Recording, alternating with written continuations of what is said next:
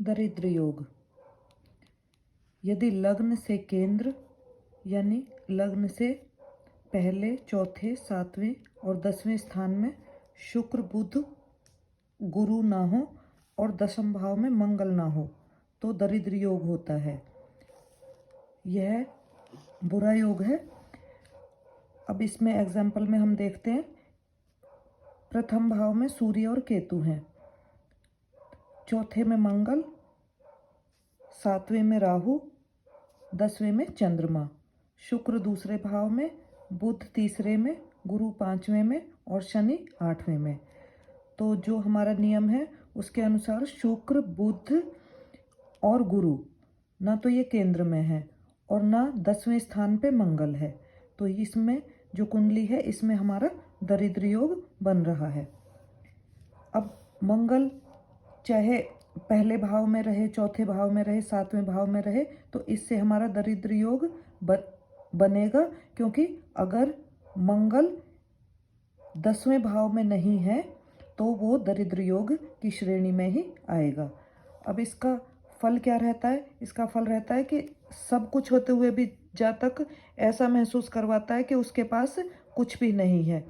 वो भाग्यहीन होता है, विषम बुद्धि होता है, आंतरिक या बाह्य अंग के रोगों से ग्रस्त होता है, बिना सोचे समझे बोलने वाला होता है, उसके स्त्री पुरुष उसका सम्मान, पुत्र आदि उसका सम्मान नहीं करते, मांग कर खाने वाला होता है उसके पास सब कुछ है, मान लो चाय भी पीनी होगी दूसरे से पिएगा। कुमार्गी यानी कि बुरे मार्ग पे चलने वाला होता है, स्त्री भोग व पेट भरना ही उसके जीवन के लक्ष्य होते हैं, ईर्ष्यालु होता है, दूसरों से जलने वाला होता है, झगड़ालू होता है, दूसरे का अहित यानी कि दूसरे का नुकसान करने वाला, दूसरे का कृत धन यानी कि दूसरे का उपकार ना मानने वाला, देवताओं की निंदा करने वाला यानी भगवान की वगैरह की बुराई करने वाला, बड़े बड़े नाखून रखने वाला, पैसे कमाने में अन्यायवृत्ति यानी कि वो गलत तरीके से पैसे कमाने में लगा रहता है, नीच, कोढ़ी, अंधा, मूक और जड़ होता है। तो ये हमारे दरिद्र योग के फल हुए। एक और योग है चामर योग। चामर योग लग्न में, सप्तम में, नवम में, दशम में 2 शुभ ग्रह हो तो चामर योग होता है। साथ में कोई पाप ग्रह भी बैठा हो तो इससे कुछ फर्क नहीं पड़ता, ये हमारा अच्छा योग है। यहाँ जैसे प्रथम भाव में बुध और चंद्रमा बैठे हैं तो बुध चंद्रमा के साथ बैठा है इसलिए शुभ है, तो यहाँ पे हमारा चामर योग बन रहा है। यहाँ पे शुक्र और बुध बैठे हैं, बुध शुक्र के साथ है इसलिए बुध भी शुभ है और शुक्र भी शुभ है, तो यहाँ पे चामर योग बन रहा है। यहाँ 9वें भाव में गुरु के साथ चंद्रमा बैठा है तो यहाँ पे भी हमारा चामर योग बन रहा है। यहाँ पे 10वें भाव में चंद्रमा, सूर्य और शुक्र ये बैठे हैं तो यहाँ पे चंद्रमा सूर्य के साथ रह के क्षीण हो गया। अब क्षीण चंद्रमा हो गया, जो क्षीण चंद्रमा था वो शुक्र के साथ होके फिर वो शुभ हो गया, तो यहाँ पे भी हमारा चामर योग बन रहा है।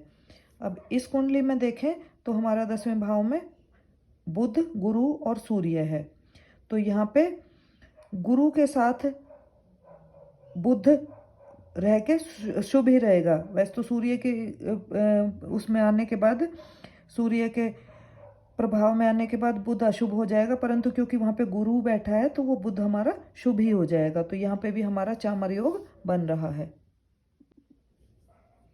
अब एक और कुंडली है, इसमें बुध और गुरु 10वें भाव में और चंद्रमा, शुक्र और सूर्य 9वें भाव में है, तो यहाँ पे बुध और गुरु के कारण चामर योग बना और यहाँ पे चंद्रमा, शुक्र, सूर्य के साथ रह के चंद्रमा क्षीण हो गया, परंतु शुक्र के साथ आने पे हमारा चंद्रमा फिर शुभ हो गया, तो यहाँ पे भी हमारा चामर योग, डबल चामर योग बन रहा है। इस कुंडली में गुरु के साथ शुक्र है और यहाँ पे हमारा 7वें भाव में चंद्रमा है, तो चामर योग बन रहा है क्योंकि दशम भाव में 2 शुभ ग्रह हैं। अम्ला योग भी बन रहा है इसमें क्योंकि लग्न से दशम भाव में शुभ ग्रह है। इसमें कुलदीपक योग भी है क्योंकि केंद्र में बृहस्पति है। इसके बाद इसमें गज केसरी योग भी है क्योंकि चंद्रमा से केंद्र में यानी कि चंद्रमा से चौथे में बृहस्पति है। इसमें पंच महापुरुष योग भी है।